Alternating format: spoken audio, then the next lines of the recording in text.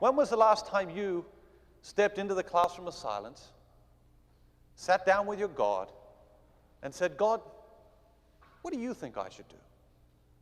When was the last time you stepped into the classroom of silence, sat down with the divine navigator and said, God, give me some direction? When was the last time you stepped into the classroom of silence, sat down with the divine architect and said, God, show me the plans. Show me the plans. Because after all, He is the one with all the answers to all the questions. So why do we go looking for advice from just about everyone who knows just about nothing, instead of turning to the one who can lead us towards the path that was created for us, destined for us? Because it's only in that path that we'll live life passionately, energetically, enthusiastically, and embrace that abundant life that God invites us to. 10 minutes a day. It's where it started for me 10, 12 years ago. 10 minutes a day. Deceptively simple, but simplicity is the key to perfection. Simplicity is genius and the key to perfection. So when you go home tonight, I want you to write down on a small piece of paper 10 minutes a day. I want you to stick it on your bathroom mirror where you brush your teeth. Tomorrow morning you wake up, you're brushing your teeth. I want you to ask yourself, when can I get 10 minutes today to spend in the classroom of silence with my God to ask the big question, God, what do you think I should do? You do that every day for 6 weeks, you won't even recognize yourself. Our lives change when our habits change. It's not freak luck. It's not chance. Our lives change when our habits change. But I'll tell you what will happen. Human nature. Tremendously predictable. 90% of you will go home tonight and you will say to yourself, oh, I don't have to write it down, I'll remember. And you are finished from the start. Do not even have a chance. By freak luck or chance, you might do your 10 minutes tomorrow or the day after that. But 2 days, 3 days at the most, it'll be all over for you. 10% of you will actually go home tonight. 10% of you will actually go home tonight. You actually write down on a small piece of paper 10 minutes a day. You actually stick it on your bathroom mirror. You wake up tomorrow morning, you look at that, you think, yeah, my 10 minutes. You'll do it first thing. You probably even go down to your church tomorrow morning and do your 10 minutes in the classroom of silence. And you'll sit down there and you'll do your 10 minutes and it'll pass so quickly you won't do 10 minutes, you'll do 20 minutes tomorrow. You won't be able to believe how quickly the time passed.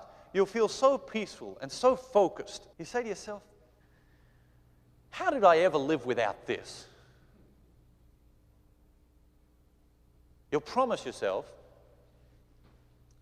I'm going to do this every day for the rest of my life. That's Saturday.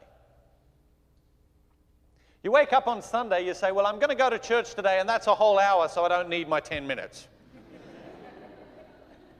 You wake up on Monday, it's been a long, busy weekend, so you slap at the snooze button a few times. You don't do it Monday morning, but Monday at lunchtime, you find a quiet place in the corner, you spend your 10 minutes. Tuesday, you don't do it in the morning, you don't do it at lunchtime, you come home in the evening, you're a bit exhausted. So you have some dinner, you sit down in front of the idiot box, it's about 11:30 Tuesday night, you think to yourself, I really should go in and do my 10 minutes. So you turn the television off, you sit down over in the corner, you do your 10 minutes.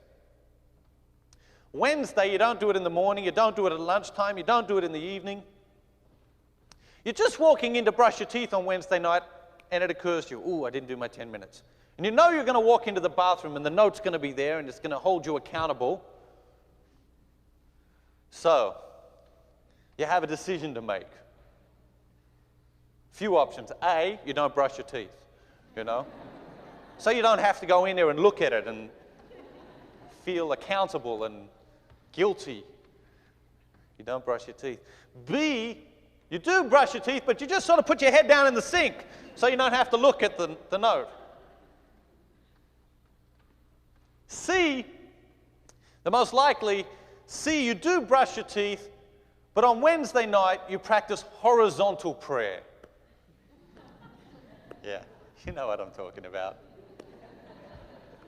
The problem with horizontal prayer is it never does last 10 minutes, does it?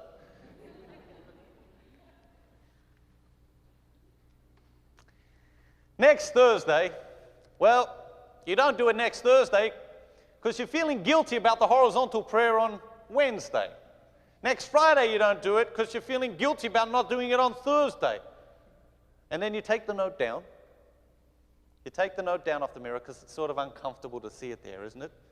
It makes you feel miserable and pathetic that you can't spend 10 minutes a day in the classroom of silence. So you take it down so you don't have to be held accountable any longer. And for 90% of the 10%, 1 week from today, the resolution is dead, it is buried, it is all over. 6 weeks from now, the only thing you'll remember about tonight is that some guy came and he had a cool accent. You'll say to yourself, what was that guy's name? Yeah, don't remember. 1% of you will actually go home tonight, write down on a small piece of paper 10 minutes a day, stick it on your bathroom mirror, and spend 10 minutes each day in the classroom of silence. 6 weeks from now, you won't even be able to recognize yourself. You look in the mirror one day and you'll see sparkle back in your eyes. People start to say to you, you look different.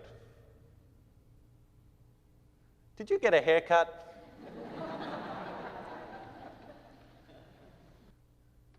Love is the best beautician. Love is the best beautician.